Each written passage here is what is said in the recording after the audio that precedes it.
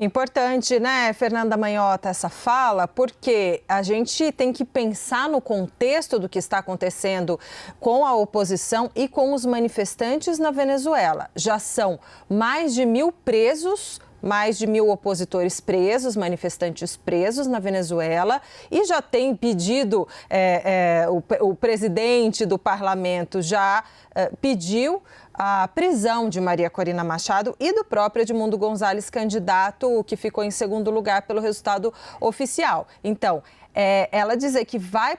Primeiro ela está escondida temendo, depois diz, né, indica aí que vai participar, sim, das manifestações.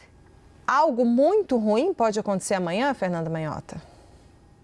Olha, Débora, as perspectivas em geral não são boas, né? A gente vê que esse episódio vai se arrastando, vai se transformando numa verdadeira celeuma, então o governo dá-se por resolvido e, portanto, não apresenta as tão famigeradas atas, e a oposição segue nas ruas, mas perdendo força, né? Aos poucos a vida vai retomando a sua rotina e é muito provável que a gente vá percebendo esse esvaziamento. Esse esvaziamento que também se explica pelo medo, né? Que acaba sendo instaurado em regimes dessa natureza, em que existe uma possibilidade real de prisão e, enfim, de violência concreta, o que afasta as pessoas, né, da exposição pública. Então, efetivamente, a gente percebe que a oposição vai enfrentando as suas dificuldades e nada surpreenderia, assim, dado o momento, eles fossem acusados, efetivamente presos, ou tivessem que partir para algum tipo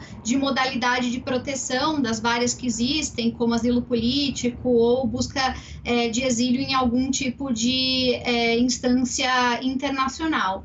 Eu queria aproveitar para acrescentar, reforçar uma fala da Jussara, que me pareceu muito acertada e que também reflete as conversas que eu tenho tido do lado de cá.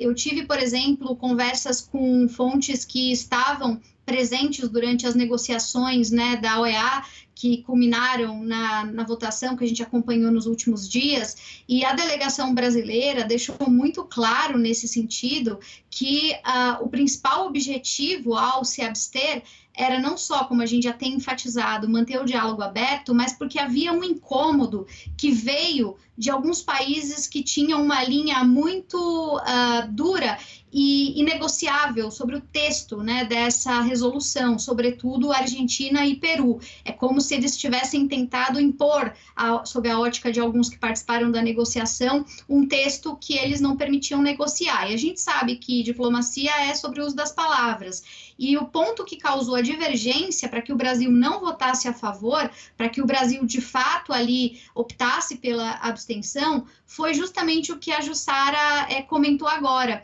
Havia um parágrafo, que inclusive permaneceu lá, que dizia que os países, né, caso aquela resolução fosse aprovada, eles conclamavam pela transparência nas urnas e por uma recontagem feita por uma instituição internacional independente. O Brasil queria, de certa maneira, atenuar essa expressão, porque uma instituição internacional independente poderia, como ela mesma disse, suscitar uma agressão à soberania da Venezuela, né? Como se a gente estivesse criando aqui o grande leviatã eleitoral, alguém que vem de fora para dizer se uma eleição de um país é válida ou não. O que a delegação brasileira desejava, nesse sentido, é que o texto fosse mais ameno e que desse margem para que, uma vez aprovado, isso criasse condições para que no futuro, caso as atas fossem apresentadas e caso elas fossem consideradas fraudulentas ou coisa do tipo, a oposição, sim, aí do ponto de vista da própria Venezuela, fizesse a função de convidar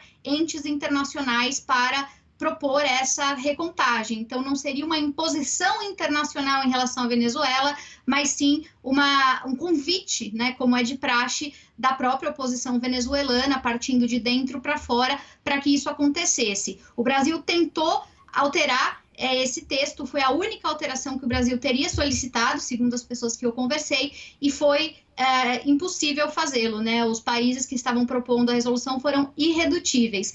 E só para finalizar, quando eu perguntei a essas fontes qual teria sido o papel dos Estados Unidos nessa negociação, eu vou citar exatamente a resposta que eu ouvi. Os americanos, evidentemente, estavam de acordo com o que estava propondo a Argentina e o Peru em termos mais duros, e justamente porque estavam vendo alguém fazer o seu interesse ir adiante, deixaram que esses países, entre aspas, fizessem o trabalho sujo. Então, os americanos ali acompanhando a negociação, mais tranquilos, porque já havia alguém na própria América Latina representando uma posição semelhante à deles. Então, acho que é interessante resgatar um pouco desse cenário, porque a gente percebe como esse processo foi costurado. E só para finalizar, também ouvi de fontes que quando o Brasil, portanto, diante dessa negativa, optou pela abstenção, isso atendeu também a uma expectativa desses países, como os que eu citei, Argentina e Peru, que viram ali a oportunidade de expor a ambiguidade do Brasil, né? Houve também uma intencionalidade em fazer isso. Então, acho que